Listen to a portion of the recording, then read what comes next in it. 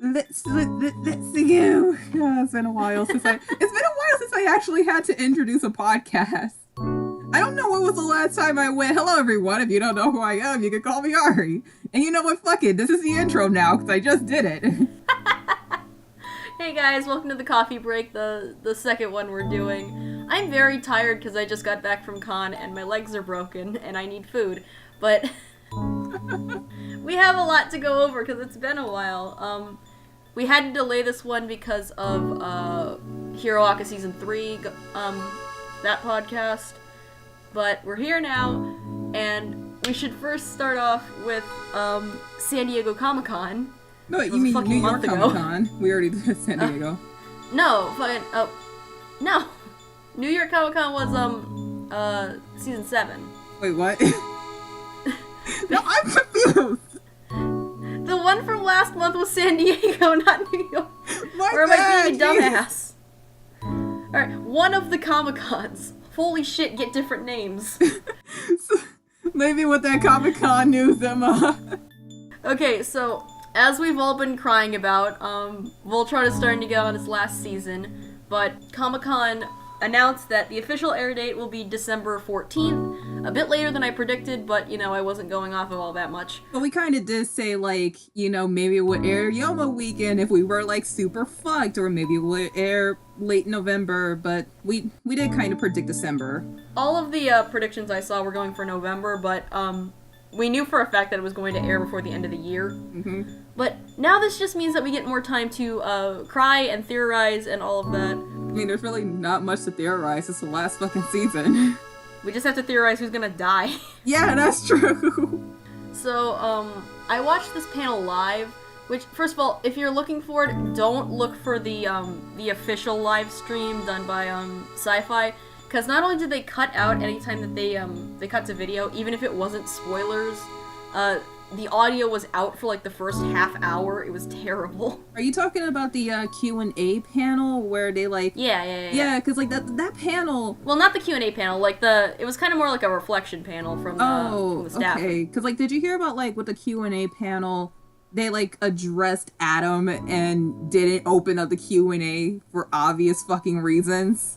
I heard they were a little dodgy about that, yeah, but the general panel I saw live, and well, live streamed it, I didn't actually go, but it was actually really sweet and sentimental. A lot of the panel, they were just talking about their favorite moments from the show, and like, how they've grown into their characters, and apparently, Jeremy Shada does a really good Karan impression. Really? It's scary, because Rhys Darby wasn't there at the con at all, but... Oh my god, the voice is just so perfect. So, pretty much they were looking over their favorite moments of the show, and it was honestly really sweet, because you can tell they're really sad that all of this is ending. And, Josh said once again that the most intense moments for Shiro haven't happened yet, so I'm still scared. God damn it, why? They always make a Josh, fucking stop suffer! Stop it!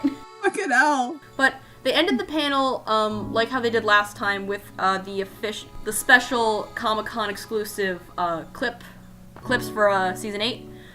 And this was even more significant this time than last time, because the official trailer that we got the next day did not have any new clips at all.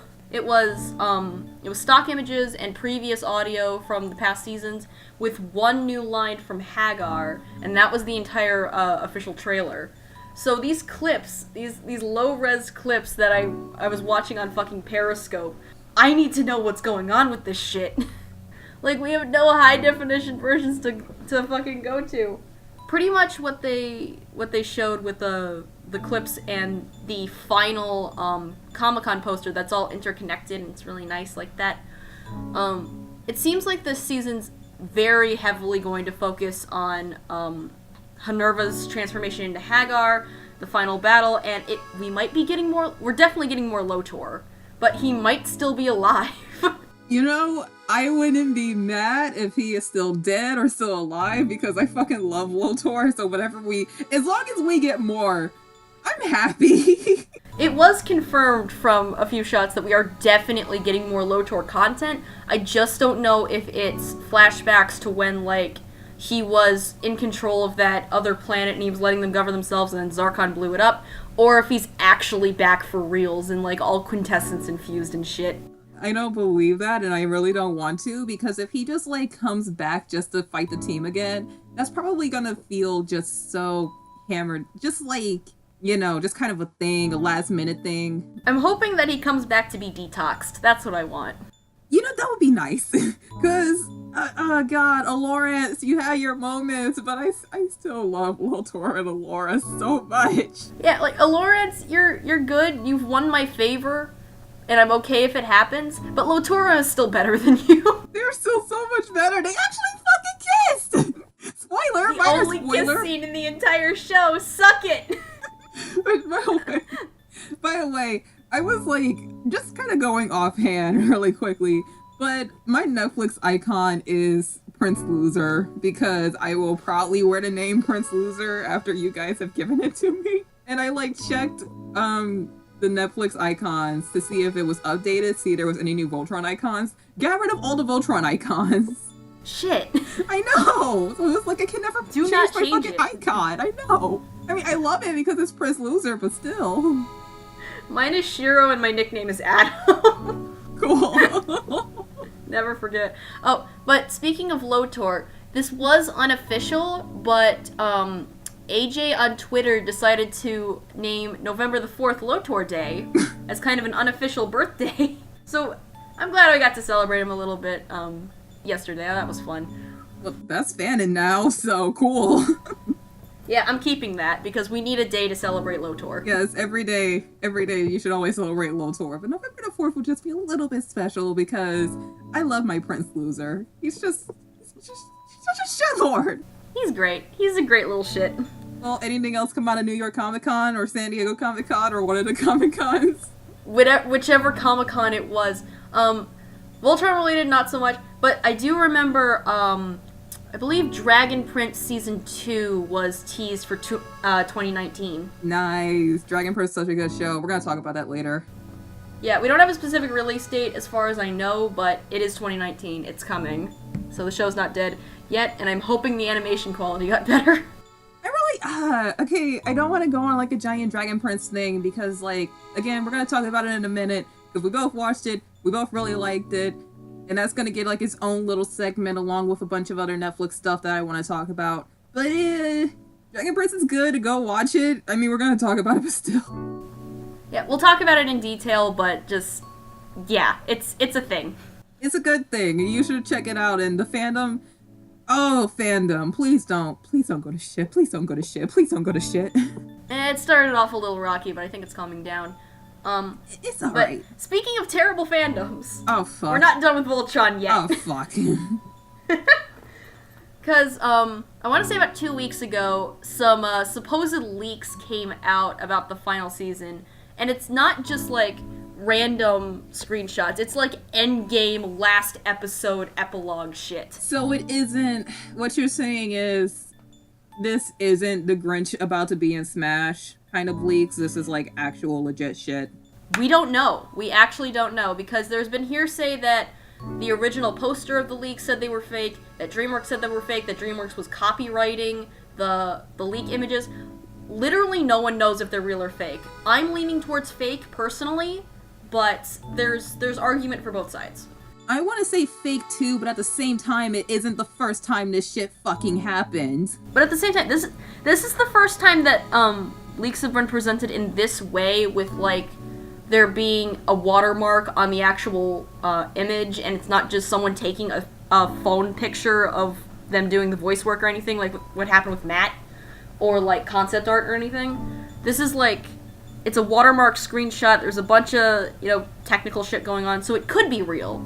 But at the same time, we don't have any past references with this specific format to tell if it's real or not.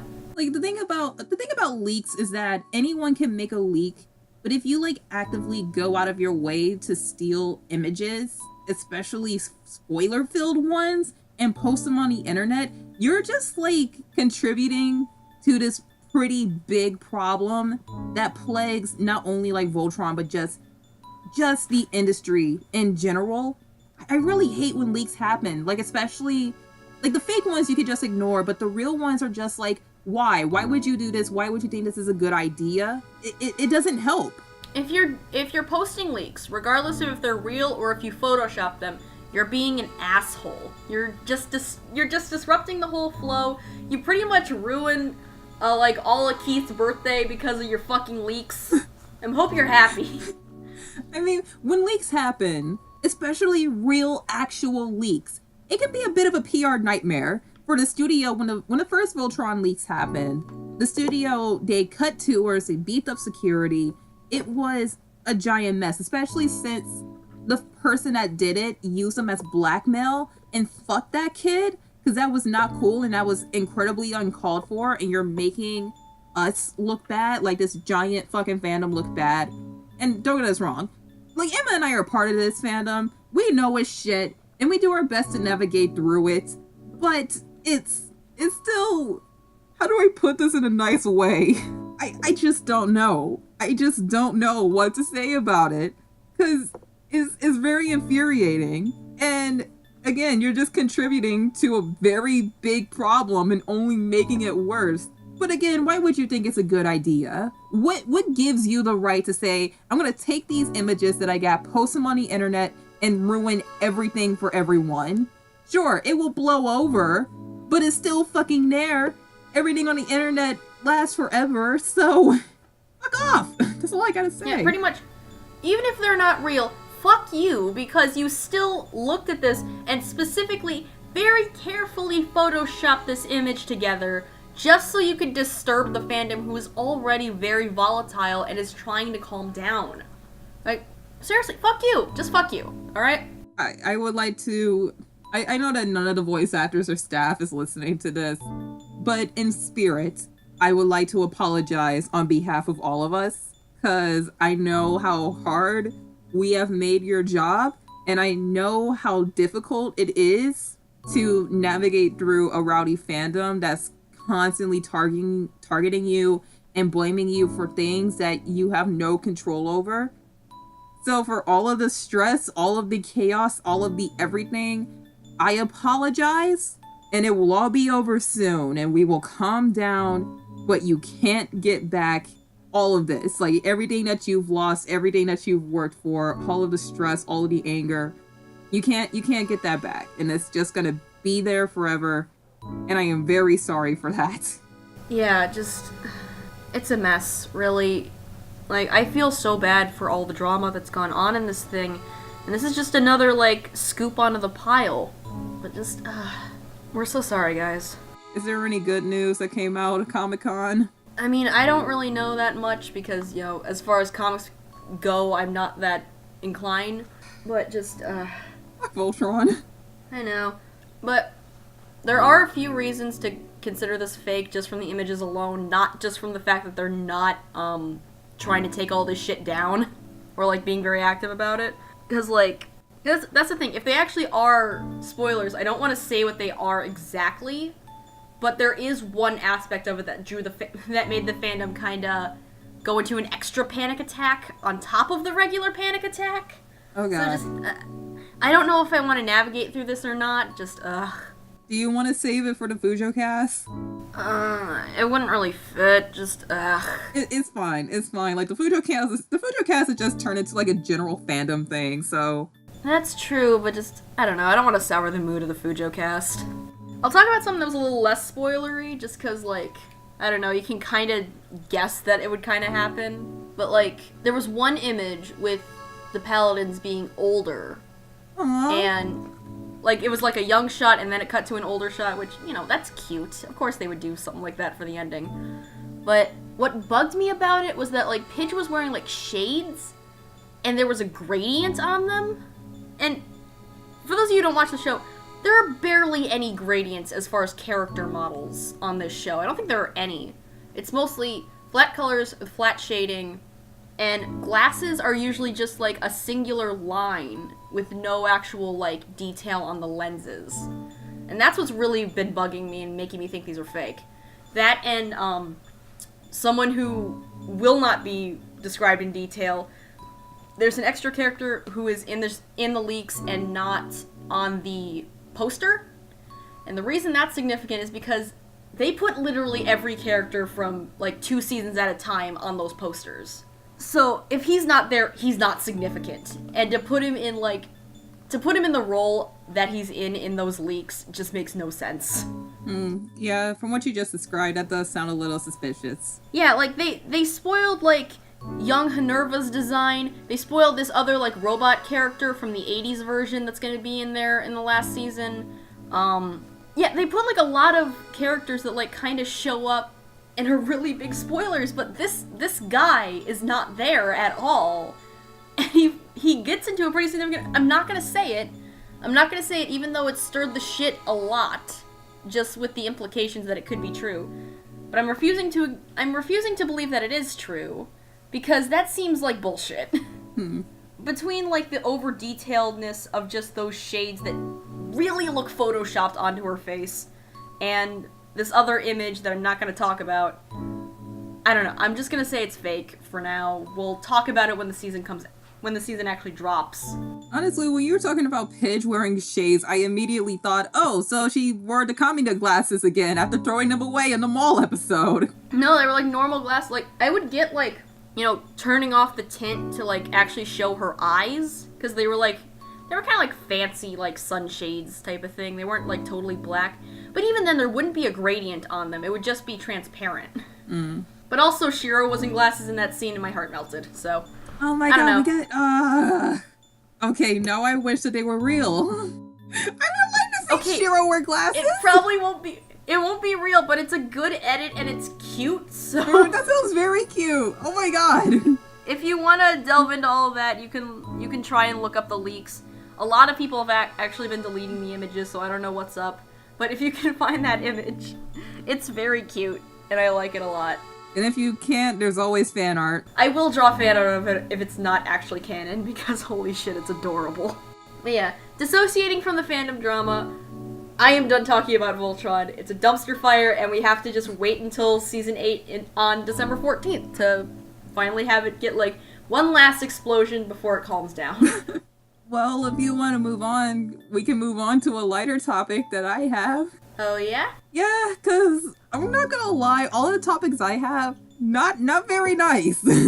Not very nice at all. So let's move on to the one light topic, because there was a lot of really good Netflix originals over the summer, and we watched a few of them. I love it here in the wilderness. There's mystery everywhere you look. Come on, Twig. Let's get my sketchbook. Done. Time to go. Yeah, just a few. There's like a few. So, like some of the ones that I watched, BoJack Horseman Season 5, which you don't watch, but I do. And I am not fucking okay. Oops. I'm gonna try and describe this as spoiler-free as possible, but for any of you guys who have never seen BoJack Horseman, this show will not leave you okay, basically. And I recommend it to everyone that I meet because it's very real and it's very raw in its portrayal of different subjects. And I will admit, the first few episodes kind of hard to get into the show because it kind of traps you into watching it by being played as just this stupid comedy. But every season deals with a different topic or subject matter. In one season, it was mental health, and another season, it was loss. This season, it was loneliness.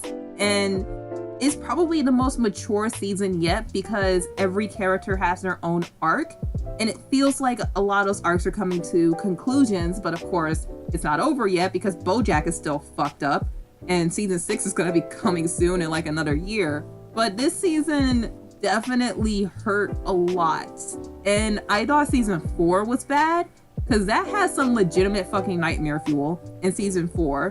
But this season goes places. This was already kind of an uncomfortable show to watch. It has some comfortable moments, but where it goes this season is very dark and very uncomfortable. And I'm not saying that in a bad way. I'm saying that in the best fucking way possible. And when it all ends, you're just like sitting there looking at the screen.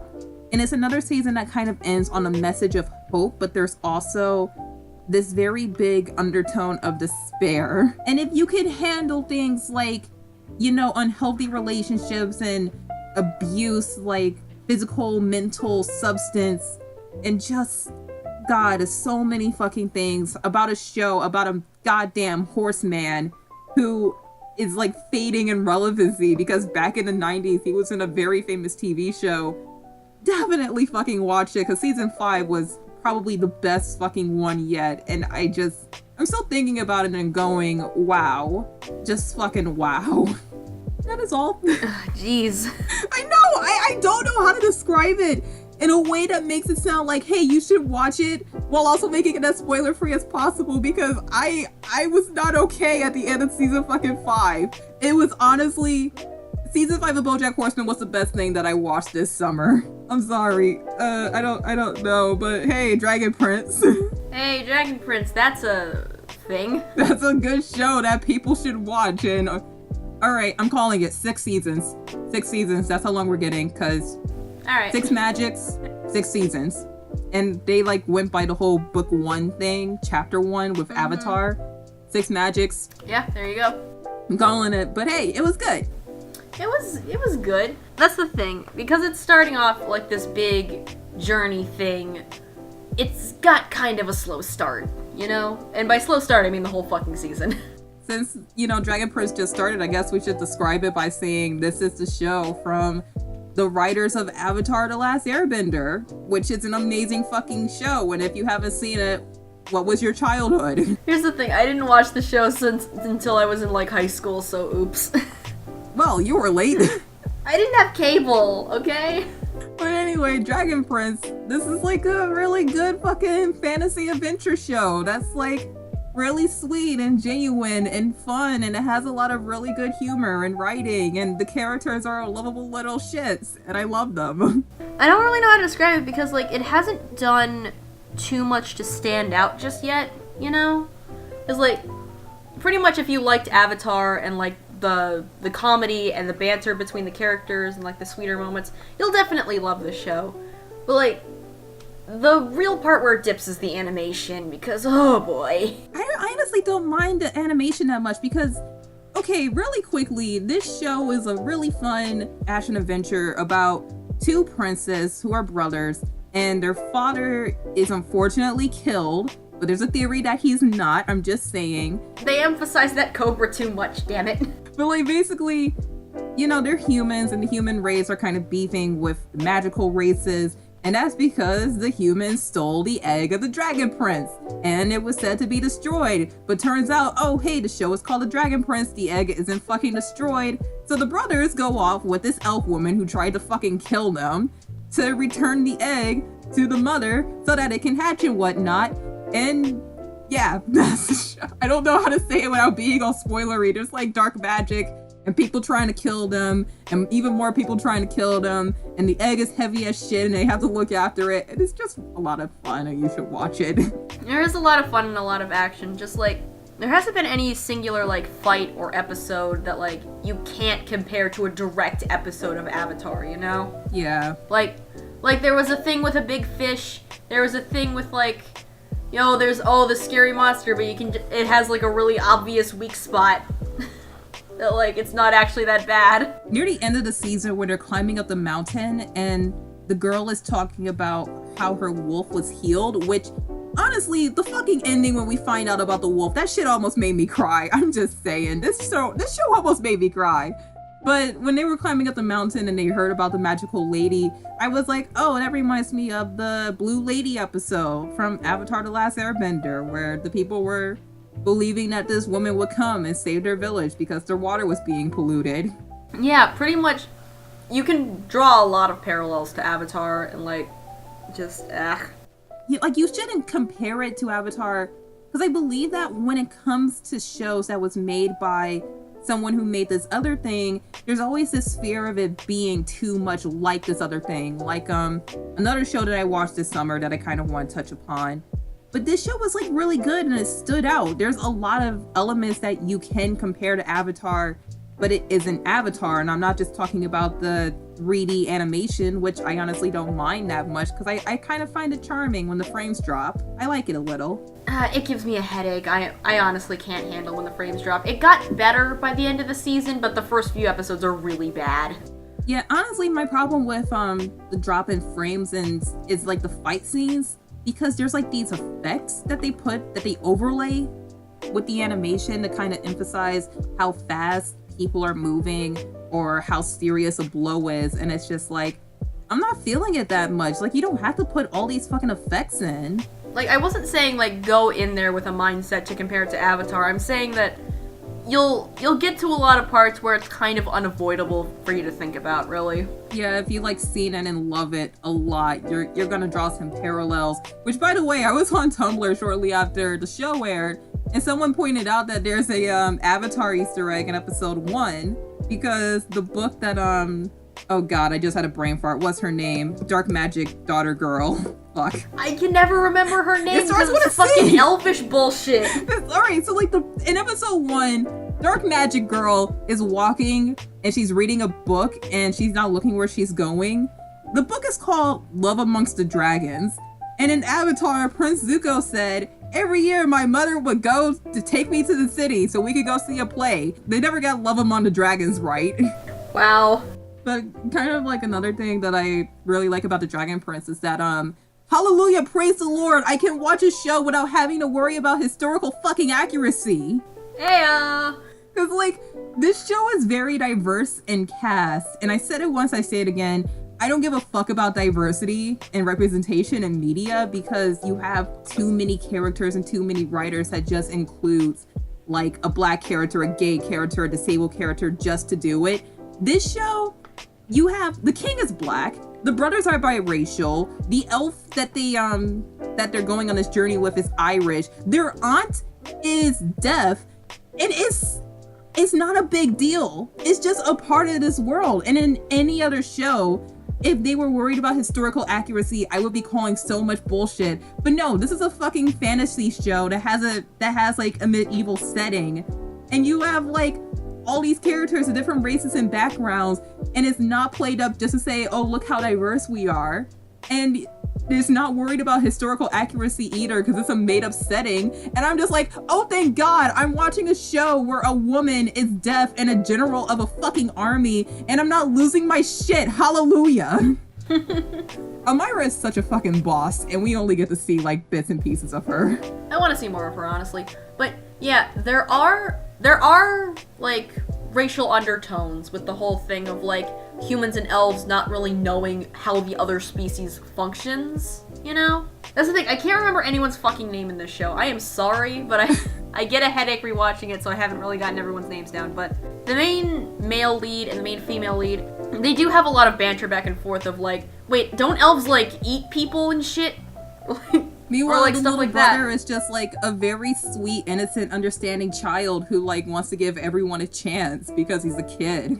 Yeah, but like they go through like the species having stereotypes of the other, and like it's not really like overly played up. Like I'm not getting like wink nod. This is towards this kind of racial divide. Like no, it's just like that's how that society would function, and it feels very natural. Another thing that like I kind of liked about how the design of the elves is that you can't just tell that an elf is an elf because of like pointy ears, but elves have 4 fingers instead of 5, and I think that's kind of a funny joke because you look at cartoon characters and they only have 4 fingers. But in this show, hey, if you're an elf, you have 4 fingers, and I think that's like really fucking funny and also a really good design choice. Yeah, I like it too. I actually think it's 3 fingers instead of 4, but I don't know. No, it's 4 fingers. Is it 4? Okay. Yeah, because like when they were in the snow village, she was wearing a glove and the pinky finger of the glove was just flopping around.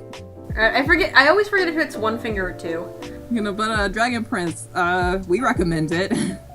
Yeah, it's a decent show. Like, we'll have to see where it goes with the next season next year, but check it out if you want to. Like, get like an Avatar-esque adventure series. It's good.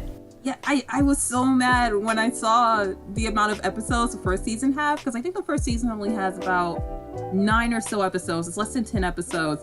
And I was so invested in season 1, and I was like, oh my god, how many episodes? Only 9? Fuck you! I want more!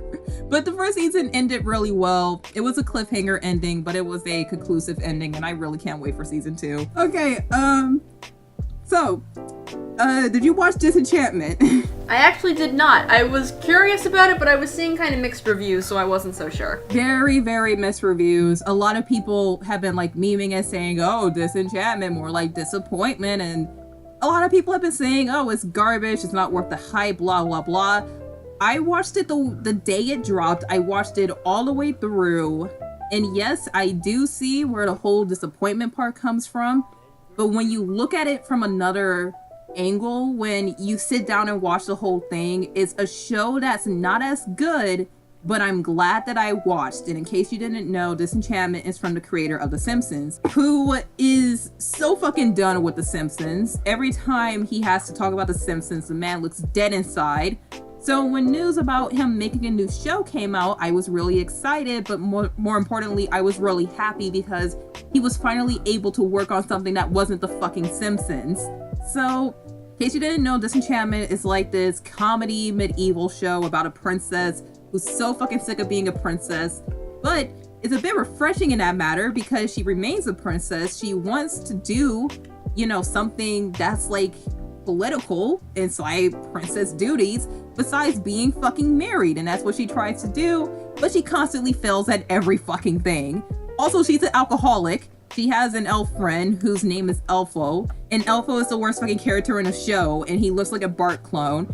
And there's a demon named Lucy, who is the best fucking thing ever. Also, her dad is the king, and he's very narcissistic and egotistical, and it's the reason why she's a raging alcoholic, and he's voiced by John DiMaggio, who is being John DiMaggio. Great. Just great. And honestly, okay, there's a lot of bad jokes, yes, and the animation is like typical Simpsons animation. Well, no, it's not as bad as Simpsons animation, because Simpsons animation doesn't have style, to be honest, but the animation's pretty alright. It has his art style and whatnot, and the characters are kind of like, they range, they vary. Elfo, I really don't fucking like Elfo. He's so fucking on the nose, and his jokes aren't funny at all, and there's this one throwaway episode about a Cyclops and his feelings and fake girlfriend, and oh my fucking god, why? But again, I'm glad that I watched it. Like, there's this one episode with Hansel and Gretel that's like the best fucking episode in the show, and the demon character, Lucy, he's a lot of fun, and I like how dark and sinister he is, and he has no sign of like changing into a good guy. He tries to sabotage everything, and it's really funny. I like how the princess isn't just like, I don't want to be a princess anymore. She's like, no, I just don't want to be married. I want to be a princess. I want to do my jobs. I want to make my dad and my mom and my kingdom proud. I'm just really fucked up. And the season ends on a cliffhanger, and honestly, when it ended, I was like, okay, it wasn't that good, but I would like to see a second season of this, because I will admit, I had some fun, especially with that fucking Hansel and Gretel episode. So, it's mixed. It's very mixed. I don't know what to say, other than I liked it, but I also disliked it. And if you watch it, fine. If you don't watch it, fine. But if you watch it, I just recommend give it a chance. I will admit, the best episode, the Hansel and Gretel one, I think that's episode 8. And this is like a 10-12 episode season. But it's fine for what it is. And I'm happy that Matt got to work on something. Also, if you like pause the show at the right time where Lucy is at the crystal ball, Futurama Easter egg, I lost my shit. Of course, that's great. So, that's all I really had to say about Disenchantment. But have you seen Hilda? I need to. I honestly need to. God fucking damn it, Emma! I've been busy, okay? Like, midterms were hard. It's so precious and pure and too good for this world. It's an urban fantasy story. It's based on a Canadian graphic novel for children, so it's Canadian, of course, and I believe it was animated by a Canadian studio. But it's a beautifully animated, just incredibly charming show about a girl who grew up in the forest, and she was constantly surrounded by supernatural beings. And in this world, people know that the supernatural exists and they live alongside them, but they are afraid of them because they don't understand them. But Hilda, because of where she grew up and being at a tender age where she just wants to like and accept everything in one while also not liking change that much, she befriends a lot of supernatural creatures, and she's very nice and friendly towards them. She knows they're dangerous. She knows how friendly they are. But all of a sudden she has to move to the city because her house was destroyed, and she's like in this new environment, but she doesn't lose her roots, and she still tries to be very friendly towards everyone, including supernatural creatures. And it's just a very fun, very sweet, charming adventure show where she's just like trying to fit in, and she makes new friends, but she also, you know, she misses her home and she misses where she came from, but she's not that down about it because that's the life of an adventurer. Being an adventurer calls for change, and it's so fucking good. Please watch it. Did you watch anything else? Not really. You know, school's been tough and I've been trying to deal with a lot of stuff at once, so I haven't been that keen on watching stuff from Netflix because that's kind of a big commitment as someone who binge watches everything and can't just watch an episode a day. Well, you want to move on to the next topic? Sure. What you got, Ari? Oh, I thought you had something else. Well, I only have like one other thing, so like... Is it High Guardian Spice? No. What was your one other thing then? I was just gonna talk about Youmacon shit, dude. Oh yeah, you went to Youmacon this weekend. I mean, I know you did, because I was talking to you and I was planning on going, but I couldn't. So how was Youmacon? That was a thing. I'm exhausted because it ended yesterday, but... Okay, so... Youmacon, if you don't know, is the #1 largest anime convention in Michigan and 9th largest in the entire country. So it's pretty fucking big, and it's chaos, and they always break the escalators. It was a mess, but it's fun. But I went with my friend Mia, who is Metal Bear Baby on Instagram, if you want to see what she was cosplaying over the weekend, because she's really fucking good. But we went... We had our fun. We didn't go to that many panels just because we had fun walking around the vendors and, like, splurging, like, $200 on bullshit. To be fair, that was mostly just getting gifts for my friends, so don't get mad at me for spending all my money. Yet, I'm saving all... What I have left, I'm saving for Zines, so... Look, shut up. Look, nobody can blame you for spending all of your money at cons. Have you seen the shit that they sell at cons? Here's the thing, I had a 50 in my wallet the entire weekend, and I almost used it to get these Voltron Paladin jackets that they always have up there. I know what you're talking about, and I want one for Shiro so bad. I want one for my Shiro cosplay. I want one too, and like they were wearing them all weekend. One of my friends got the pitch one, and I was just like, oh, should I not? Fuck. Do they sell those online? Because if they sell them online, that would be a miracle. I think they do, but I'm not sure. I'd have to look it up. But I did manage to keep my splurging to a somewhat minimum just because I have money left for other shit. I do already have a post on my Tumblr blog just of all the loot that I got. And probably as soon as we're done recording, or maybe a little after because I have homework to do, I'm gonna start posting cosplay pictures because that was a lot of fun. You know, you went to the Voltron shoot and you said it was a goddamn mess. The Voltron photo shoot was the greatest thing I've ever seen come out of this fandom. Jesus Christ. Was there like a lot of couples cosplay? There were a few. Most of those were Clance cosplays, but there was a Sheath and I believe a Lotura, but I wasn't sure if they were actually together or just hanging out for a while. But, you know, everything was really peaceful when it started getting to like the big pile of like individual ship shots and all that, because if you don't know how photo shoots work, generally with fandoms, it's individual characters. You know, if everyone's just the same character, they all go up, they take some photos, and then when they're done with that, they start getting into ships. And they got through so many ships, and no one threw anything at people, so that was actually productive. Hallelujah, praise the Lord. Y'all actually know how to control yourselves. There are good people in this fandom. And I'll have context when I actually post these photos, but there was an Altean Lance there who was just the biggest slut, and I loved him. That's a very polite way to describe it. No, it was fucking great. Like, they were just showing off the whole time. They were ridiculously tall. I was really mad. Yeah, I want to see those pictures now. I mean, I already did, but now I really want to. I have too many photos, but the ones I really want to highlight are just Altean Lance being a slut, the Adam cosplayer that just laid down on the floor for their pictures. Fuck, man! And because I'm egotistical, the stuff with myself, because I cosplayed the Red Lion, and I have, like, my friend took these photos. It was like a stream of photos of, like, one by one, a bunch of Keiths and Lances started crowding around me. It was really fun, and I loved it. It sounds like you had a really great time. Yeah, that was Saturday. And then Friday, I did my newer, like, older Keith cosplay with my Shiro support sign. And Apparently one of my other friends found a picture of it on Instagram from somebody else. Because I don't use Instagram, so someone posted it there just because there were so many people taking photos of it. Oh god. Literally no one disagreed with me on my all Shiros are good Shiros point of view. Because that's the truth. I am only preaching the truth. You should have, like, put a little jar there that said, candy here for good boys. I should have, like, made something that, like, asked for donations to the SOS Foundation. Save our Shiros. You should have asked for candy because Yoma takes place after Halloween. I should have. Oh god. Next year, Emma. Next year. I'm still keeping the sign, and it's in pretty good condition. I'm really proud of it, so I'm definitely using it as much as possible. Please and thank you.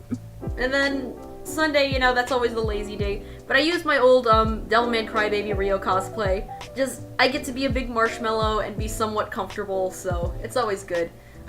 Did you run into any Akiras? I actually didn't see any Akiras on Sunday. I saw one 80s Rio, but I didn't see any Akiras. I saw him on Saturday, I just didn't see him on Sunday. But no, it was a lot of fun. We did go to the Not Safe for Work J. Michael Tatum panel. Oh god! And if you don't know how J. Michael Tatum runs his Not Safe for Work panels, he'll call on someone for a question, because it's a Q&A panel. Okay, wait. Before you go any more into this, because you know that, like, some voice actors say to, like, not really... They, like, make you swear to secrecy for their Not Safe for Work panels. Yeah, he did say to do that, so I'm not going to say, like, what actually happened, but I did want to go over, like, the general, like, rules of it, just so, like, if anyone's curious. Because this stuff is really entertaining. It always is. But pretty much, if you get up to ask a question, you have to go up on stage with them, and they'll flip a coin, and you have to call it. And if you call it correctly, you can answer a question. And if you call it wrong, he asks you a question. And they're always horribly lewd. But by the way, I know he's not listening to this, but congratulations on the engagement. Yeah, congratulations, man. You two deserve it. As someone who was at the panel and knows a reason why you're engaged. Oh god. I'll talk to you in private about that. Please do. It's too good. Yeah, my friend, back in 2016, my friend Gigi went to that panel and said that shit went down in that fucking panel. There are two things that he was constantly mentioning, like, from previous questions, and they're both just absolute gold. I wish I could talk about it, but no. YomaCon was fun. If you've ever considered going, or, like, going to a big con in general, and you're, like, kind of close to it in Detroit, I highly suggest going. It's good. Even if just the massive amounts of people break the escalators in the Renaissance Center and Kobo every year. Yeah, hopefully I can go next year. I can afford it. You ready to move on? Alright. Yeah, okay, time to get to, like, all the bad, not fun topics. Oh no. So, alright, what's the lightest one I have here? Okay, inside the mind of Jake Paul? So, I guess, the first question I guess everybody would want to know is, are you a black person? What? Yes!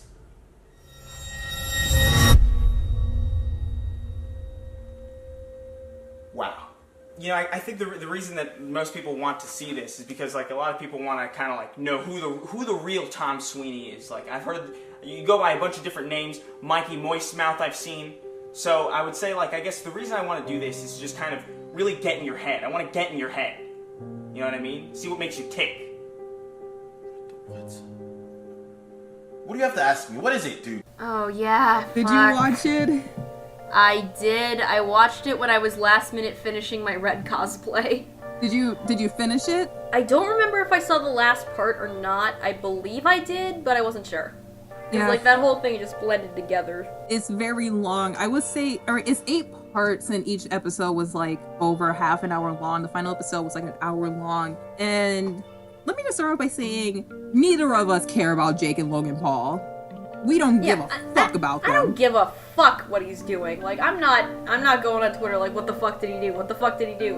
As a fan or a hater, I just don't give a fuck. No, like... At all. We both... I'm pretty sure it's safe to say that we both actively avoid the Pauls as much as humanly possible. And the only time... Joel, please.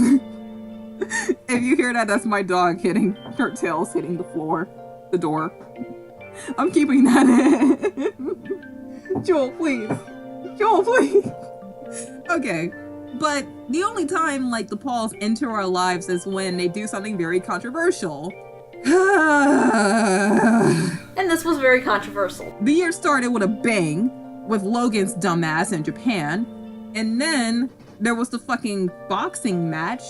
And the latest thing is Shane Dawson, who recently has been doing a bunch of documentary series on, like, YouTubers and whatnot who fell from grace. His last one was on this guy called Jeffree Star. Don't know, don't give a fuck. But his next one, his biggest project yet, was on Jake Paul. And like, oh, people say he's a sociopath. Is he that bad of a guy? Does he prey on children with his merch? Blah, blah, blah. And that's what he did. But it took him for fucking ever to get to the Jake Paul part. Yeah, like, it was very padded out. I think he knew that going in because he knew this would be a really big topic and there's a lot to get into, which, to be fair, I'm glad he went into that much detail, but yeah, like, he only actually, like, talked to Jake Paul in, like, part 5. Yeah, and, like, the final episode was, like, you know, them sitting down for an hour having a one-on-one. But the first 4 was like the enemies of Jake Paul, the family of Jake Paul, the girlfriend of Jake Paul, the psychology of Jake Paul. And it was like, okay, I'm glad you're going into this detail. I'm glad that like you're doing all of this. I don't know how to properly segue into how I feel about the series, because I don't just want to talk about this because it's big and it's popular and because YouTube's algorithm didn't promote the series on trending, even though he had more fucking views than that fucking Will Smith video in a day. Like, they were uploaded on the same fucking day. I want to talk about this because this series is a bit of a YouTube game changer. Say what you want about it, love it or hate it, but Shane did something here that will change the game of putting documentaries on YouTube forever. Okay, so in case you didn't know, Shane Dawson won Creator of the Year at the Streamies Awards, right? And the reason why he won is because, like last year, when Casey Neistat won, he won because he changed the vlogging scene on YouTube. He made them more cinematic and in-depth. Shane Dawson, he made this giant fucking documentary series with a lot of production and quality in it. And say what you want about it, but it was a game changer. He did something that was done before, but he took it to the next level. And look, I watched all 8 parts, and to be honest, I watched it just to watch it. Because again, I don't give a fuck about Jake Paul. I don't care what he said in this video. I don't care how he acted in this video. And you can't take every fucking thing about, you know, his life at face value, because he's probably hiding something. I don't know. I don't fucking know the guy. But with all the drama and controversy around the series, say what you want about it, but it really did do something for the image of YouTube. Yes, it was about a controversial figure, but the way it was made, it's not going to be the same after this. I'm really surprised how little bias there were in that documentary series. Just, I don't know what to think about him anymore, honestly.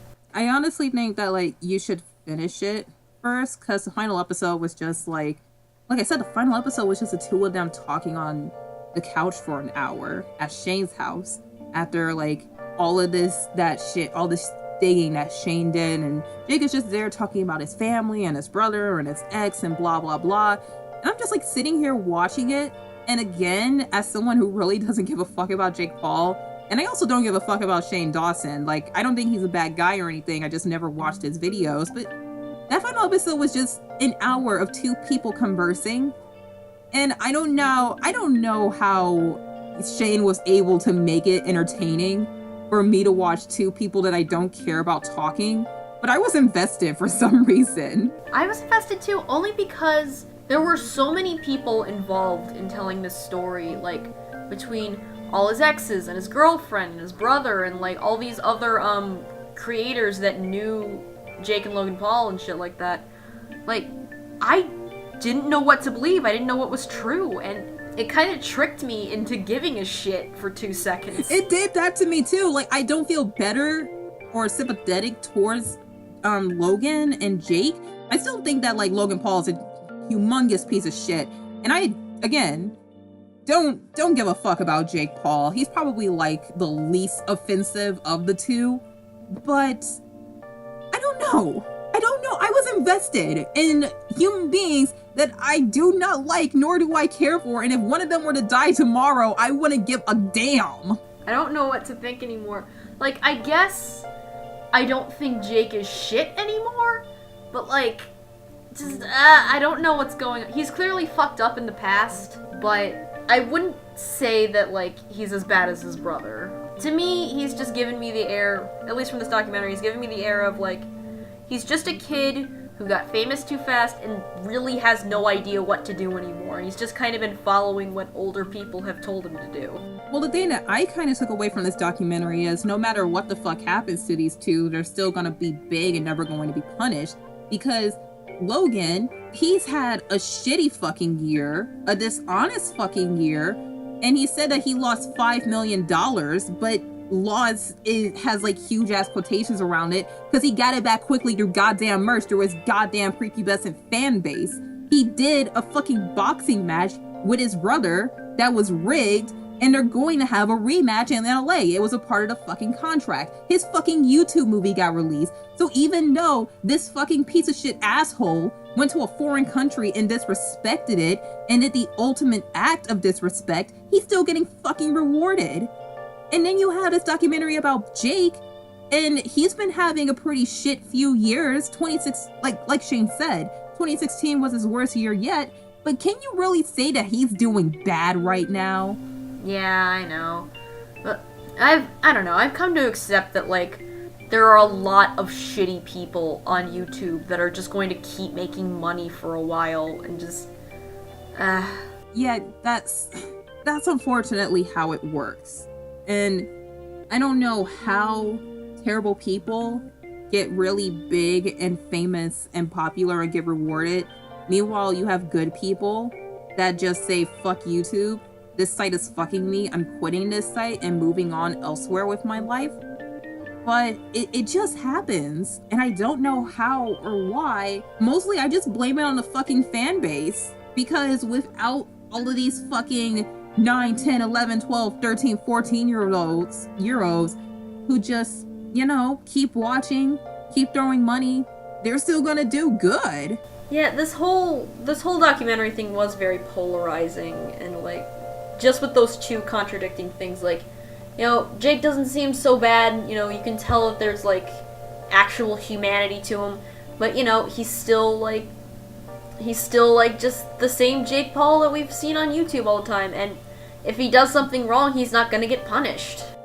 Again, you can say whatever you want about how Shane made and handled the video, but I was entertained and I left a like every time. I don't care about how controversial or polarizing it was. I like the craft of it. I like how he elevated documentaries on YouTube, and that's why I left a like every time. I don't care about the controversy. I was just entertained. But before we move on from this, there were Nerd City videos, and I'm pretty sure you haven't seen the Nerd City videos on Jake Paul, because he made two. He made one before the documentary and after the documentary. I've seen the one before the documentary. I haven't seen the one after. Yeah, he did a follow-up, because in case you guys don't know who Nerd City is, please look it up, go, watch, subscribe. He is one of the most underrated fucking channels on YouTube.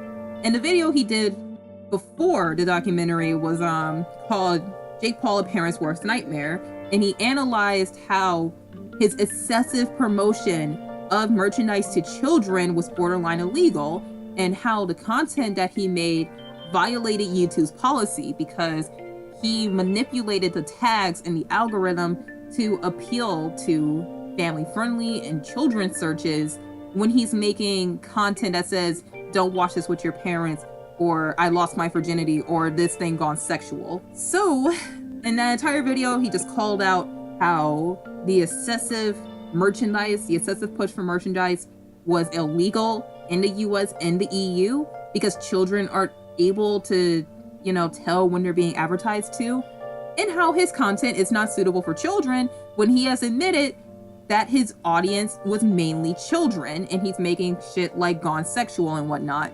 The follow-up video addresses what he said in the documentary and calls him a giant fucking hypocrite. And because he's like, oh, I've been like advertising merch since I was 12 and whatnot. It's not being predatory. It's not being vital. Fuck off, whoever says that. And her city is like, hey, here's clips of you talking about how to market towards fucking children.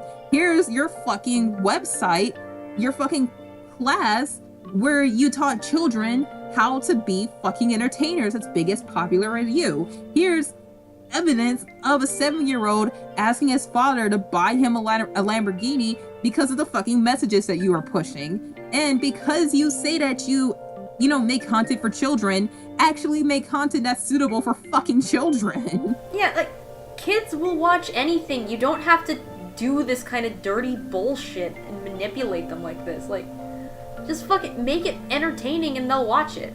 It's not that hard. Also, if your videos are fucking skits, disclaim that these videos are goddamn skits disguised as daily vlogs because you're pushing a very bad message towards very impressionable little shits. Yeah, at the very least, stop fucking lying. If your life isn't that exciting, it's okay. You're a normal person then.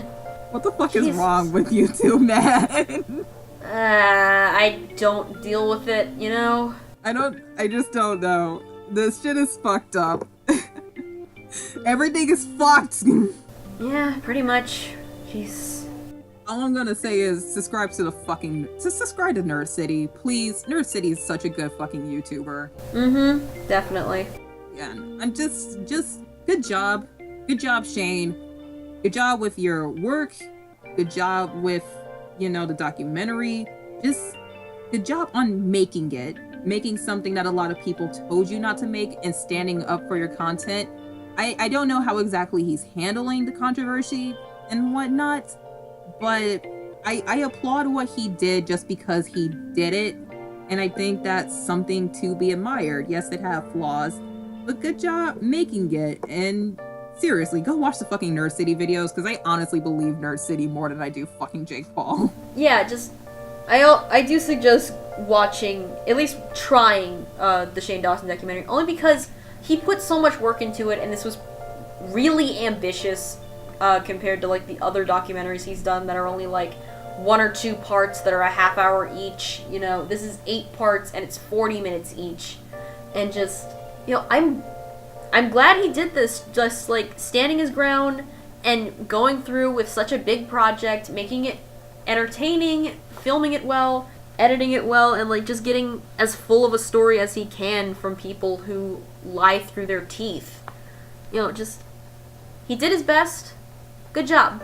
Yeah, like, we're not really defending anyone while saying this. It's just, we just appreciate it. We just appreciate what he did. And if anything, I just thought of something, because the state of YouTube right now is so fucking shitty that the real epidemic on YouTube isn't the fucking polls. It's all of these garbage fucking clickbait videos about this thing you liking being garbage and here's why by some random fucking YouTuber that you've never fucking heard about. It's true. How many fucking videos, like every fucking time you log into the site, how many times a day do you see those fucking videos being recommended to you and you always like say not interested or you ignore them, but you can't fucking ignore them because YouTube's fucking algorithm keeps pushing them towards you? I know, it's so annoying. Yeah, especially when they go after like other YouTubers talking about, oh, this YouTuber is hated and here's why. And it's like, I'm subscribed to that YouTuber. I watch their content. They're doing fine. What the fuck are you talking about? Stop. Yeah, like, I get recommended a shit ton of videos about Yandere Dev, and I'm just like, I don't want to deal with this. I don't care. Let me enjoy what I enjoy. Like, oh my god. Have you been recommended that fucking Steven Universe is garbage and here's why video, and that video was 2 hours long? That fucking Lily Pete video? Okay, I am so annoyed with Lily Pete. Just, oh my god. I never fucking watched it. I've ignored it every time. I know a friend who did watch it, and it was just about how the fucking staff runs things and like speculation on stuff. Like, it wasn't any actual criticism of the show itself. So yeah, I am so fucking sick of that video. No, I never watched it. I always ignored it because, okay, you have the clickbait title, you have the clickbait thumbnail, but the fucking runtime fucking solidified it for me. That was when I went, okay, this is bullshit and garbage and I'm not fucking watching this, because there's so much content like this that YouTube keeps shoving in my face. And if I want to watch a video about how Steven's universe is trash, I'm going to go watch the fucking Robo Buddies video, because that was actually good and genuine and 45 fucking minutes long and had actual fucking criticism in it. And it didn't say Steven's universe is garbage and here's why. It was simply titled the Steven's Universe Rant. And if you wanted to see a video that like criticizes Steven's universe, go watch the fucking Robo Buddies video. Emma, you want to know how bad it is? One time I got recommended a video saying the Spider-Man trilogy is worse than you think. Right next to it, the Spider-Man trilogy is better than you remember. Oh, fuck. Oh my god. There's so many of these fuckers on YouTube, and every time I press not interested, hoping I can get like, I don't know, a good game review video from like a game review channel that I've never heard of. Like, I recently discovered and subscribed to Nitro Rad because thankfully the algorithm said, oh, you like videos that review video games and comics and animation. Here's one that you can enjoy. And I'm like, thank fucking God you worked for once. But why the fuck am I getting recommended videos about how Lavender Town isn't a good YouTuber or artist? Why am I getting videos like, Teen Titans, is it as good as we remember it to be? Shut the fuck up. And I don't know how this got popularized either. I don't know, man. Like, I get it. When it's something I don't like, I usually click it and check it out just to see if this is some channel that I'd be interested in watching. But, like, I don't know, man. I just hate that all this stuff, like, gets in with the recommendations of you liking that thing. Welcome to 2018. Everything you like sucks and I hate it, and here's why. And if you disagree with me, you're garbage. Emma. I'm going to fucking title this video, Ari and Emma are garbage, and here's why. I'm gonna put like a clickbait thumbnail of like a dumpster fire with our icons that I use for the podcast, and in the corner you're just gonna see this tiny little coffee cup, and I'm just gonna leave it like that for like a week. It's not gonna do anything, I just fucking wanna do it. Jesus fucking Christ. What the fuck is wrong with you? Wow, as soon as you talked about Yandere Dev, I got a notification from Yandere Dev. Oh my god. He just uploaded a new video. Hell yeah. Those videos are so soothing, I love them. Okay, well, fuck. Do you want to get High Guardian Spice out of the way? Because we've been talking about this for weeks. And an American animation production so blatantly pandering to Western trends that to even consider it anime-inspired is kind of a laugh. I know literally everyone and their grandma has pointed this out already, by the way, but bragging about having a diverse staff and then also about having a writer's room entirely composed of similar-looking white women makes the opposite of sense. Let's just... oh, fuck. You okay, buddy? Let's go. Let's fucking go. I'm ready to get mad. I don't care. Did you start it? You started off because I already talked about it once, so you start. I blew out the microphone with that one. It's okay. Is it back to normal? Yeah, it's fine. Just fucking, oh my god, fucking High Guardian Spice. I am so annoyed by this. It is everything I hate about manufactured representation. Just, you're only doing it because you can make it a statement, not because these are the people that are suited for the job. We've said it so many times, like, if someone's good for the job, get them to do the job. Just don't. The only thing that would be bad is if it was a minority group and you were turning them away even though they were good at the job. But you shouldn't get people who are only okay or even bad at the job simply because they're a woman or have a different skin color or are gay or some weird shit. I don't know. Emma, you just described all of my irritations with Marvel at the current moment. I treat people like people. If you're good at something, then you're good at something. If you're bad at something, then you're bad at something. If you're in between, I suggest that you get a little bit more experience or a little bit more practice before you go into something professional. Just saying. In other words, merit over fucking diversity. I don't give special treatment for people. I really don't. If you're an asshole, you're an asshole. If you're a good person, you're a good person. If you're somewhere in between, you're probably a normal person. I get so annoyed by this so much, because Tumblr is pretty much the only social media I use, so I see this shit all the time. Just people complaining and complaining, just, The time will come when it doesn't fucking matter. But right now, it's just giving me a migraine. And High Guardian Spice is the epitome of that. I made this video called The Unproducibles, and I made it specifically to talk about Takashi Shirogane being gay as fuck and High Guardian Spice. And there was a bit of a YouTube brand in there as well, but the audio got fucked. But I made it because I had some things that I needed to get off my chest, and High Guardian Spice was one of them, and I didn't want to wait until we did this episode of the coffee break for it. And here's the thing. Look, guys, when Crunchyroll funded Anime Crimes Division, when they funded Children of the Aether, when they are on the production committee for anime, you want to know why people didn't flip their shit over it? It isn't because of diversity. It isn't because of representation. It isn't because of fucking politics. They didn't flip their shit over it because they were entertaining shows that had actual fucking trailers.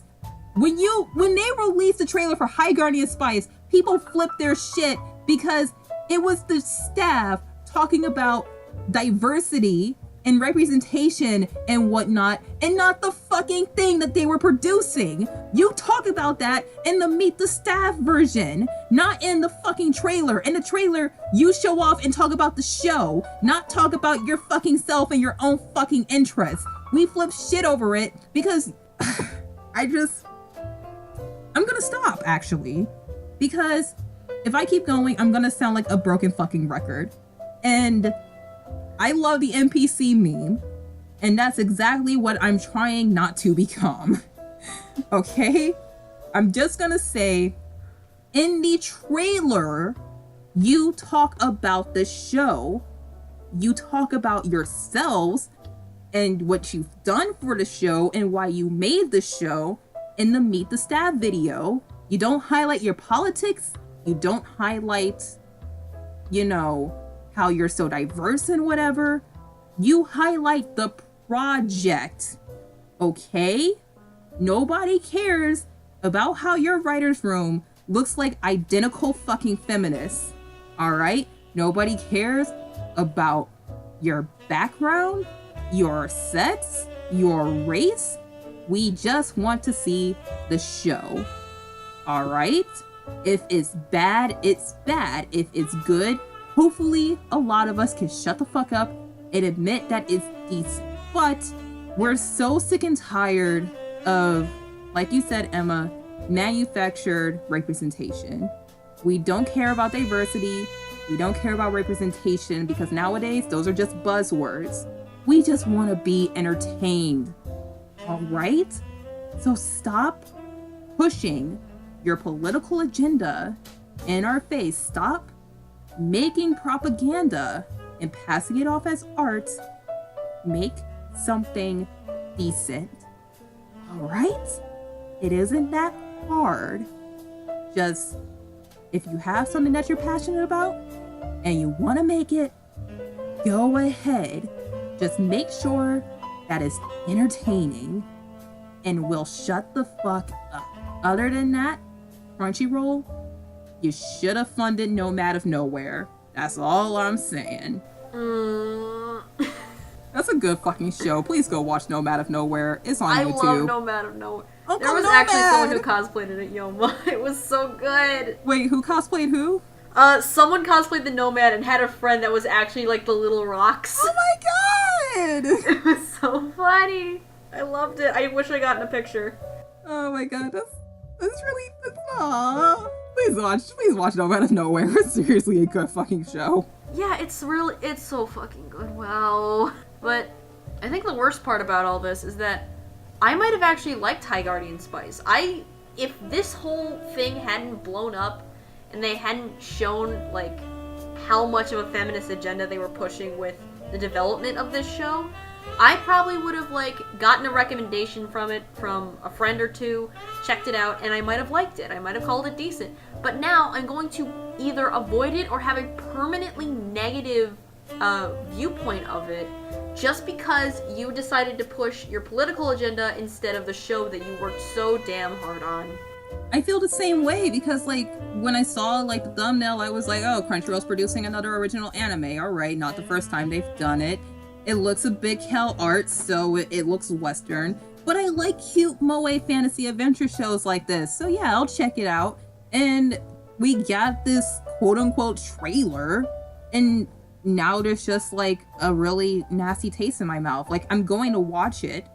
I am, because I try it. I'm currently trying to exercise the mindset of, okay, if it's bullshit and it has a history of bullshit, you should just let it settle before you come to a conclusion of it, because there's just so much of people reading a headline or looking at something on the surface and freaking out over it instead of waiting for more information to come out. So when it drops, I'll watch the first episode. If it's bad, then fuck, we called it. If it's decent, then alright, I'll shut the fuck up and watch more. But God, I'm just so pissed off at this, because it isn't the first fucking time this has happened in the entertainment industry. I'm always constantly fucking bitching about the current state of Marvel Comics, because diversity is just an epidemic over there at Marvel right now, and I swear to God, we're heading towards another crash. But to have that invade anime, I said it in the Unproducibles when I quoted the Black Critic guy, and he said, the anime community is more feminist than feminism, because we don't judge someone off of their race or their gender. We get into stupid fucking arguments over subs versus dubs or having a differing opinion. That's all I gotta say about it, really. It's just such a fucking mess, and I'm not even going to deal with it. Like, just rewatch Nomad of Nowhere, sweetie. I'm just gonna go rewatch Nomad of Nowhere, yeah. Did it get confirmed for a second season? I thought it did. I'm pretty sure it did. It better fucking have. I love that show. Me too. It's just so wholesome. Well, do you want to do one more topic? Yeah, let's do one more, and then I need to go take a nap. Apu don't care if you laugh at his accent. Apu is fucking your wife. And she thinks he's so much better than you. Oh, he's one of the best she's ever had, honey. Apu has stamina and is fortuitously endowed. How do you feel about Apu now? How do you feel about this swarthy, mysterious, olive-skinned stranger from the exotic East? How do you feel about his burly stomach, his thick, sinewy arms, and his powerful, weathered hands?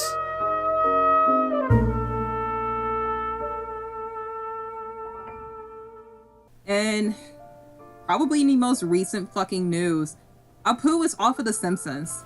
Oh, boy. Yeah, I said I didn't have a lot of fun topics. I'm sorry. That's alright.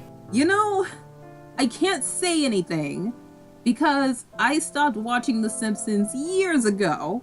Every fucking body stopped watching The Simpsons. Everybody stopped watching The Simpsons because it went on for too long and it's not funny anymore. So nobody cares about The Simpsons. Like, when you think or talk about The Simpsons, you think about the classic episodes. You think about Who Shot Mr. Burns. But modern Simpsons, nobody gives a fuck about. So, Apu being written off of the show is something that I don't care about. And I shouldn't care about, but I do because we both know the reason why. I did dissociate from The Simpsons for a long time. Like, it was my childhood. I want to say I went up to season 20 just, like, watching it weekly with my parents. But after that, I just didn't give a fuck. Like, it's either always the same, or it's just not grabbing me in the same way as all the older episodes used to that were absolutely amazing. But it annoys me just because of the principle of it, because a little before this happened, I saw a video. Do you watch HotDiggedyDemon? I was just about to ask you if you saw the video too. The brain dump video, yes. Yeah. I saw that in my subscription box. Pretty much, it is a 40-minute video talking about this documentary where an Indian man is just pretty much talking about how racist Apu is to be kept in the show. Just from, you know, the stereotype of him working at just a convenience store to the fact that he was played by a white man. But the brain dump video points out that Apu is not an Indian stereotype. He's a legitimately good character and a good person. He has degrees. He, like, fought for his citizenship. and he's happy where he is in life. But because of all this controversy with the documentary, now he's gone from the show for good. Yeah, and the brain dump video, like a few other YouTube videos that I watched addressing this, like the Review Tech USA video, that documentary is so hypocritical because he's this comedian, because like the guy who made it, he is a comedian and he does have Indian heritage, but he only interviewed people that agreed with him. B, he's only focusing on one stereotypical character when The Simpsons is full of stereotypical characters. You have Chief Wiggum, the fat, lazy cop. You have Reverend Lovejoy, the stereotypical priest who hates other religions. You have Flanders, the stereotypical Christian. You have Homer, the stereotypical fat man. You have Cletus, the stereotypical slack-jaw hillbilly. You have Mo, the stereotypical depressed bar attendant. Why is Apu the one you have a problem with? And again, why is this character who has actual emotions and feelings and almost killed himself in one episode because he was beating himself up so much for cheating on his wife? Why is Apu the problem? You're focusing more on him being a stereotype than him being a character. And because this fucking documentary got so much attention, The Simpsons actually responded in episode because Lisa said, this thing that was okay years ago is no longer okay now, and it panned to the Quickie Mart, and there's Apu. So clearly The Simpsons was like, fuck you, this doesn't matter, you're being stupid, and now Apu is off of the fucking show.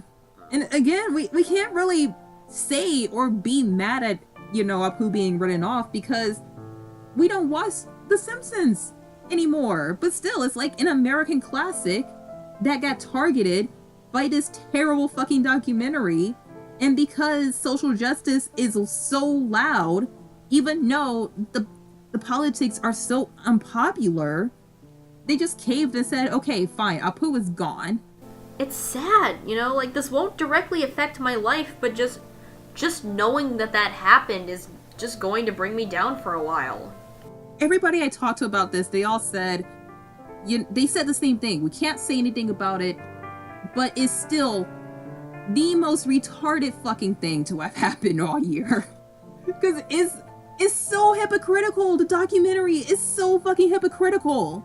And the HotDiggedyDemon video did an amazing fucking job breaking it down, breaking Apu down, calling this guy out on his shit. And it was damn entertaining too. That is like my favorite fucking video that HotDiggedyDemon has ever fucking produced. But it's heartbreaking because now all of a sudden this one thing that was okay isn't okay anymore. And the guy got his fucking way. So what does that say? That just communicates even more that it's becoming more and more impossible to stand your ground for something that isn't wrong at all. Just because this one very vocal movement, very unpopular movement said to stop, you don't stand your ground and say, no, you're wrong, and move on with your lives. No, you just give them what they want. And that's just enabling them even more. And I hate the social justice movement. I hate feminists. I hate NPCs. Yes, I am using NPC because I fucking love that meme. But I hate it because they're just adult crybabies. And I'm someone who likes to have conversations with people. I'm someone who likes to try and change people's minds. I'm someone who likes to hear differing of opinions. And I'm trying to better myself so that I can exemplify that more. But it's hard to have a conversation with someone who's just going to constantly yell at you and call you wrong until you just get fed up and stop. And when you stop, they're just going to be proud of themselves and think that they're right when actually they're not. They're just entitled adult crybabies. And it sucks. It really does suck. And it's like, God, I hope this fucking generation dies off soon. That's all I'm fucking saying. Please, God. Rip Apu, so glad man. I'm not a part of this shit. God. Yeah, no, we're young. We're fucking Generation Z. Fuck millennials. I mean, like, Too don't young to be a fuck millennial. millennials. Fuck you guys. I don't know. I have like friends who are millennials, but it's like I'm not a millennial, and it's like, I don't have a problem with millennials. Like, I'm dating a millennial, but it's like, I don't know anymore. Fuck me. I'm just gonna shut This up now. is the worst age to be because Gen Z is a bunch of annoying shit that's getting pandered to by terrible people on YouTube, and millennials are a bunch of social justice warriors that can't take a fucking joke. You ain't wrong about that. There's just this middle ground, like, Gen Z millennial hybrid that just doesn't fit anywhere and just keeps calling everyone out on their bullshit. You ain't right. I mean, sorry, you ain't wrong about that. You ain't wrong about that at all. Fuck. I'm so done. But at the very least, this did give us an excuse to talk about HotDiggedyDemon, and just his Brain Dump series is great. It's all animated reviews. They obviously take a lot of time, especially this 40-minute video talking about Apu. So I do suggest going to watch it and giving this guy some support because he deserves it. Just for the shit that he does. He's another victim of, like, people calling him terrible and whatnot for no fucking reason at all. He's a really good fucking content creator and a good artist. So go fucking watch the Brain Dump video. It's so good, and it's a tragedy that a week after that fucking video released, The Simpsons announced that Apu was being written off of the show. Like, that was such a good fucking analysis about how Apu is more than a stereotype, and a week later, the writers are like, okay, fuck you, he's gone. That was just the fucking worst. But if you do want some Apu positivity, I highly suggest watching that video. It's funny, it's... The art style, I have always loved his art style. Of just, like, the 2D faces and the 3D model has always been really fun. I don't know, he's a little crass, but overall, very entertaining YouTuber that deserves some more support. You know what? I have no more topics, but this whole coffee break has just been salty, so we should end it on positivity by shouting out YouTubers who deserve more support. There actually is something I wanted to shout out a little bit, because, I never talk about fanzines, only because, like, they pop up literally everywhere, and, you know, they're specific to individual topics. But I wanted to point this one out because I have a feeling you would enjoy it. And the pre-orders go up this week, I think. But it is a tastefully lewd Shiro pinup calendar. Oh, lordy, lordy, lordy. It is an 18-month Shiro pinup calendar.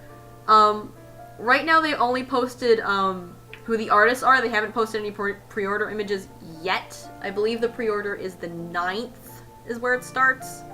But I am really excited for this zine, only because I want more Shiro content, and lewd Shiro content is the best Shiro content. I'll take it if it's them, because I'm gay as fuck. There probably will be one, at least. Well, let's try and end it on some positivity, because ending it on positivity sounds good. So, I just kind of want to shout out some YouTubers, because YouTube is fucked, and small YouTubers and small creators, they need a lot of help. So kind of shout out some people I know in my girlfriend's Discord who make good videos and good content and do good live streams. My friend Enigma, who makes gaming review videos, he commissions his thumbnails, any artist that he commissions, the thumbnails always come out looking fucking beautiful. Like, dude. Rosenthorn, he's a big wrestling guy, and he does a lot of really good live streams that are really fun and funny. So those are some guys I know in like the girlfriend's Discord. Also my girlfriend, Zenith, who she actually stopped doing YouTube recently because YouTube sucks and has continuously fucked her over. So she stopped YouTube, but she's trying to move to Twitch. Slimesicle, I'm looking at one of his videos right now. Slimesicle, he's a gaming YouTuber who plays video games, and he tries to do them all comedic. Like, he did this episode called This is Assassin's Creed Odyssey, where he just played the game and made a bunch of fucking puns. Nitro Rad, who I mentioned earlier, he makes gaming videos, but I really like his videos because he focuses on horror and indie games and surreal games and RPG Maker. So, yeah, anybody who's supportive of independent media is, you know, awesome to me. I guess I'll do one more. 24 Frames of Nick. Probably the bigger ones that I've mentioned. I found them because YouTube pushed his videos because he does like these reviews slash, well, they're not analytical, they're just funny reviews talking about like, you know, movies, old movies, like does anyone remember Holes, or he has this entire series called Nope, where he talks about bad Netflix movies, and they're pretty fucking fun and funny, and I like his videos. Like, he was one of the few YouTubers that I found while YouTube was pushing all of those, this thing you like is garbage, and here's why. And I found him, and I was like, oh, hey, you're actually making good content, and you're kind of funny. So, there's one. There you go. Alright, I guess I'll shout out a few too. The first one, I actually subscribed to her the other day because I found her through my friend Mia. Doll-lightful. She makes she does these videos where she makes doll mods and does like custom dolls. And I'm not usually a big fan of this content, but it's really satisfying to watch like every intricate part of how she makes these dolls. And she has some very cute, funny commentary with it. She ends every video with like making a little skit with her dolls, and it's honestly really cute. They're really well made, and she is really close to 1 million subscribers. So I kind of want to just shout her out a little bit. I just looked her up, and yeah, these do look kind of cute. Yeah, the demon one I watched last night, that was really good. Ooh. Yeah, I'm gonna add that to my watch later. And then, let's see what else I got here. Elvis the Alien is another one I want to shout out. He has a lot more subscribers than the other ones I'm gonna point out, but he does regularly get fucked over by the YouTube system because he does do whatever the hell he wants. He's mostly one of those criticism of other content creators, and I know we were talking about how those are annoying, but you know, he has this whole I do not like series about like, you know, terrible people who are actually really popular on YouTube. But then he also just has like other videos talking about like weird content, like not stuff that he necessarily hates or disagrees with, just stuff that's really weird and really gross and like inappropriate and sexual. It's funny, and I never see any other people talking about these kinds of content. And he also has a clothing line of like, you know, like body horror, like stylish alien-based clothing. It's really cool, and I kind of want to get some, but I would just love it if you support this guy because he regularly gets fucked over. He deserves more subscribers than he has. And I think the last one I will point out is, I guess I'll do this one. This girl named Salt. She also does critiques on YouTubers. She mainly focuses on Jake Paul and Rice Gum and doesn't have a lot of videos, but she is really funny and entertaining in how she like gives no shits about hyping herself up or like really stroking her own ego. She just points out like shit that people do wrong and just, I don't know, just states her viewpoint on all of that. And it's very like, you can say whatever you want about me and I just don't give a fuck kind of thing. Like, she's really casual, it's really nice. She's kind of like us in a way, and that's the one I want. That's the main reason I want to point it out, is because she's very similar to how we deal with a lot of these situations. Like, I don't know. She has quite a few, but I would love it if she got more. So there you go. Yeah, I have one more YouTuber that I want to shout out that I just thought about the last minute, but Webcomic Relief, the Webcomic Relief, aka Riser. He's exactly what he sounds like. He's a YouTube channel that has been reviewing webcomics for 8 years, and he only has 8,000 subscribers.